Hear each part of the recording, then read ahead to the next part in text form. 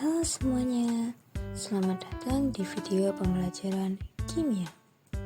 Hari ini topik kimia yang akan kita bahas adalah reaksi kimia. Sebelumnya, pernahkah kalian memperhatikan gas kompor yang menyala saat memasak, kertas yang terbakar, ataupun besi yang berkarat?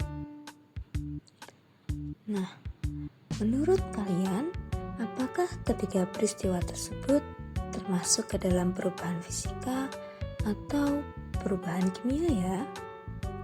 Kita akan mengetahui jawabannya setelah menyimak video berikut. Jadi, simak sampai habis ya. Reaksi kimia yaitu proses perubahan yang terjadi bila suatu senyawa bereaksi dengan senyawa atau unsur yang lain sehingga menghasilkan senyawa yang baru, di mana senyawa yang baru ini memiliki sifat yang berbeda dengan zat asalnya. Reaksi kimia terdiri atas zat reaktan dan produk. Reaktan berada di sisi kiri, sedangkan produk berada di sisi kanan dan dihubungkan oleh anak panah. Reaksi kimia erat kaitannya dengan kehidupan sehari-hari. Salah satu contohnya adalah ketika kita menyalakan kompor gas. Saat menyalakan kompor, gas LPG yang berisi propana dan butana keluar dari tabung. Dan ketika mereka bertemu oksigen di udara dan ada percikan api, terjadilah reaksi pembakaran.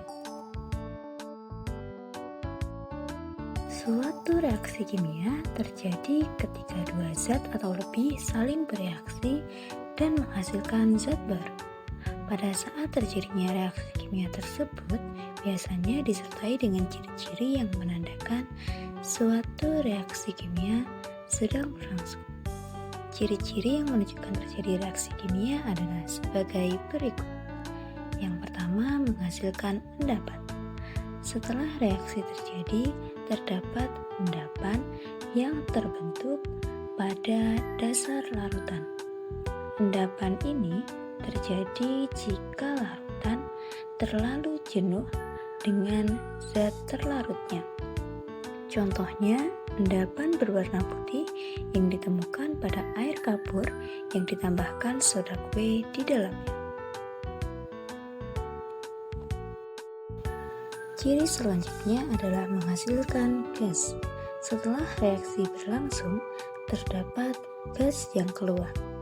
Contohnya, ketika pada suatu wadah dicampurkan soda kue dengan asam cuka dan ditutup dengan balon, setelah soda kue bereaksi dengan asam cuka, akan terbentuk gas CO2 atau karbon dioksida yang menyebabkan balon mengembang. Ciri selanjutnya terjadi perubahan suhu. Molekul atau senyawa kimia mempunyai energi dalam yang berupa ikatan kimia. Ikatan ini memerlukan energi atau dapat melepaskan energi, sehingga saat reaksi berlangsung terjadi kenaikan atau penurunan suhu. Contohnya, saat mereaksikan paku dengan asam kuat akan menghasilkan panas. Keempat, terjadi perubahan warna. Warna yang terbentuk sebelum dan setelah reaksi berbeda. Contohnya, pada perkaratan besi atau pada pemanasan gula pasir yang akan menghasilkan karamel yang berwarna coklat. Kelima, pemancaran cahaya. Reaksi kimia terkadang melepaskan energi dalam bentuk cahaya. Contohnya, kembang api yang terbuat dari fosfor ketika bertemu dengan gas oksigen dan percikan api akan langsung bereaksi menghasilkan cahaya dan panas. Keenam, perubahan konduktivitas. Reaksi kimia berpengaruh pada konduktivitas atau kemampuan menghantarkan panas dan listrik. Contohnya, HCl adalah asam kuat, di mana setelah mengion menjadi H+ dan Cl- akan menghantarkan listrik dengan baik. Terakhir, perubahan rasa atau menimbulkan bau. Contohnya, pada saat mengunyah nasi, akan menimbulkan rasa manis pada saat menyentuh lidah. Reaksi kimia banyak terjadi di sekitar kita, sehingga dapat dikelompokkan menjadi beberapa jenis. Berikut ini merupakan beberapa jenis reaksi kimia yang akan kita pelajari. Yang pertama, reaksi pembentukan. Reaksi pembentukan adalah reaksi dari beberapa atom yang menjadi produk baru. Contohnya, reaksi pembentukan molekul air yang terbentuk dari atom hidrogen dan oksigen dalam fase gas. Yang kedua, reaksi penguraian. Pada reaksi penguraian, senyawa yang mengalami reaksi kimia akan menghasilkan produk berupa unsur atau senyawa yang lebih sederhana. Contohnya, reaksi penguraian amonia menjadi atom nitrogen dan hidrogen yang lebih sederhana. Ketiga, reaksi pengendapan. Karakteristik dari reaksi pengendapan adalah adanya endapan pada produk atau fase padat yang dihasilkan dari reaksi kimia tersebut. Hal ini terjadi karena larutan terlalu jenuh. Contohnya, reaksi antara timbal nitrat dengan natrium iodida menghasilkan endapan timbal iodida dan juga larutan natrium nitrat. Reaksi yang keempat adalah netralisasi. Reaksi netralisasi bertujuan menetralkan asam dan basa yang nantinya akan menghasilkan produk berupa air. Contohnya, reaksi antara natrium hidroksida yang berupa basa dan asam klorida yang berupa asam menjadi natrium klorida dan juga air. Kelima, reaksi pembakaran.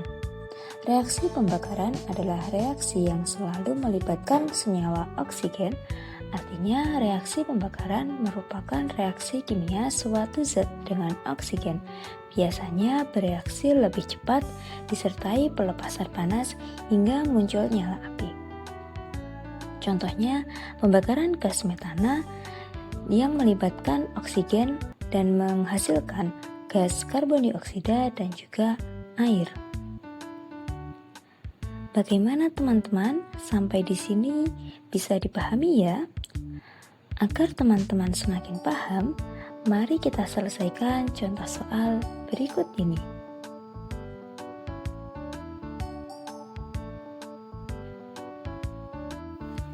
Soal yang pertama, ketika gula dipanaskan dalam wajan, warnanya berubah menjadi coklat dan muncul aroma khas karamel. Reaksi yang terjadi pada peristiwa tersebut adalah A. Menghasilkan cahaya dan termasuk reaksi pembakaran. B. Terbentuk gas dan termasuk reaksi penguraian. C. Perubahan warna dan termasuk reaksi penguraian. D. Menghasilkan bau dan termasuk reaksi pembentukan. Kalian bisa menuliskan jawabannya pada kolom komentar ya. Wah, kita sudah sampai di akhir pembelajaran hari ini. Kalian sudah mempelajari bagaimana mengenali ciri-ciri reaksi kimia seperti perubahan warna, terbentuknya gas, endapan, perubahan suhu, sampai munculnya bau atau cahaya. Kalian juga sudah mengenal 5 jenis reaksi kimia utama seperti reaksi pembentukan, penguraian, pengendapan, netralisasi, dan pembakaran. Sekarang, coba perhatikan lingkungan di sekitar kalian. Kompor menyala, besi berkarat, kue mengembang, atau 2 larutan yang berubah warna. Dengan mempelajari reaksi kimia hari ini, kalian bisa mengidentifikasi reaksi kimia hanya dari apa yang kalian amati. Keren kan? Terima kasih sudah belajar bersama hari ini. Sampai jumpa di materi selanjutnya.